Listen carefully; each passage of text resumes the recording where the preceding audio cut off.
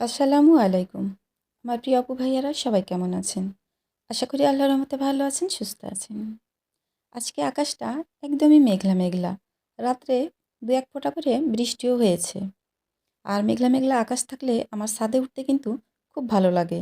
আর বিশেষ করে রোজা থেকে রোদ দেখলেই তো আমার ভীষণ ভয় লাগে। তো এই মেঘলা আকাশে ভাবলাম যে একটু ছাদে উঠে দেখি।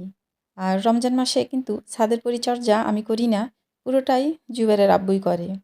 তো ছাদে এসে আমার এই তো কাগজ ফুলের গাছ একটু আপনাদের সাথে শেয়ার করলাম। আর আজকে খুব বেশি কিছু রান্না করব না। যেহেতু জুবায়ের সবজি খুব একটা বেশি পছন্দ করে না। তো জুবায়েরের জন্য একটু ডিম ভুনা করব। আর জুবায়ের আব্বু সবজি পাগল মানুষ। ওর জন্য সবজি রান্না করব। সেদিন বাজারে গিয়েছিল। আমরা বেশ কিছুদিন হলো সবজির বাজার একদমই করি না। যেগুলো করা ছিল সেগুলোই খাচ্ছি। কারণ রমজান মাসে একদমই খুব বেশি খাওয়া লাগে না, অল্পতেই হয়ে যায়। আর বেশি রান্না করলে দেখা যায় যে খাবার নষ্ট হওয়ার চান্স থাকে। আর তাছাড়াও একই খাবার হয়তো ২ দিন খেতে হয়।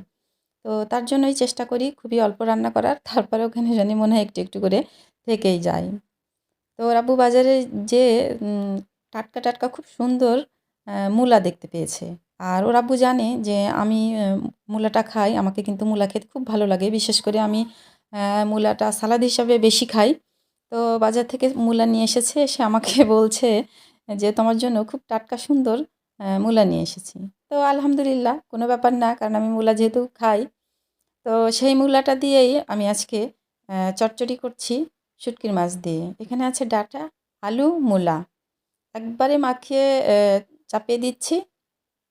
আর একদমই ছোট, ছোট আ শুটকির মাছগুলো নিয়েছি। মিক্সড শুটকির মাছ এগুলো, সব ধরনেরই আছে এখানে। দিয়ে রান্নাটা বসিয়ে দিলাম। আর শুরুতে যেহেতু আমি ডিমটা সেদ্ধ করতে দিয়েছিলাম, এই ফাঁকে কিন্তু আমার ডিম সেদ্ধ করাও হয়ে গেছে। এখন আমি ডিমগুলো ছিলে নিব।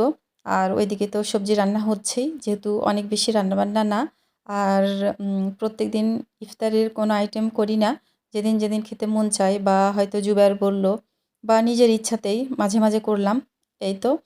তবে একটা কথা আ মানে বলি যে ইফতারিতে অনেক, অনেক, অনেক আইটেমগুলো আ করে খেয়ে পেট ভারী না করে যদি অল্প কিছু দিয়ে ইফতার করার পর মাগরিবে নামাজ পড়ে যদি ভাত খাওয়া যায়, তাহলে যে সেই ভাত খাওয়ার কী যে শান্তি, কী যে শান্তি আসলে বলে বোঝাতে পারব না। ওই শান্তিটা প্রত্যেক রমজানেই জুবাইরের আব্বু আব্বু পায়। কারণ ও একদম আ রমজান মাসের ১ম থেকেই কোনো ইফতারি খায় না। সরাসরি ভাত খেয়ে নেয়। আর এটা বলতে গেলে আমার পরিবারে আমাদেরও প্রায় হয়ে গেছে যে কয়েকটা রমজানে হয়তো ইফতার করলাম। তাছাড়া সরাসরি ভাত খাই। তবে বলতে পারেন যে ইফতারিতে কোনো আইটেম যদি করতেই না পারেন তো খাবেন কিভাবে? আসলে করতে পারি না, তার জন্য কোনো আফসোস দুঃখ নেই। আর যেটুকু করতে পারি সেটুকুর জন্য আলহামদুলিল্লাহ। আর সবচাইতে বড় কথা যে আমরা আসলেই ইফতারিতে কোনো কিছু সেভাবে খেতেই চাই না। এইজন্যে ভাত খাওয়ার তৃপ্তিটা শুধু আমরাই পাই। তো যাই হোক, ওইদিকে কিন্তু আমার সবজি রান্না করা হয়ে গেছে। আর এখানে আমি এখন ডিম ৩ টা সুন্দর করে ভুনা করে নিচ্ছি। আর এই রান্নাবান্নাগুলো কিন্তু আমি এরাত ওরাত মানে দুরাত্রেই খাবো। তবে ডিম ভুনাটা শুধু রেখে দিব। আমার জুবাইরের জন্য উম আমি মাংস একটু করে রান্না করে রেখেই দিই। তো সেই মাংসটাই গরম করে, করে ওকে ওকে দিই। তো এ রাত্রেও খেয়ে নিবে, কিন্তু ওই রাত্রের জন্য আর থাকবে না। তাই তো ডিম ভুনা করে নিলাম। জুবাইরের হয়ে যাবে। জুবাইরের সাথে, সাথে আমরাও খেয়ে নিব। তো প্রিয় আপু ভাইয়ারা, আজকের ভিডিওটা এই পর্যন্তই। আল্লাহ হাফেজ।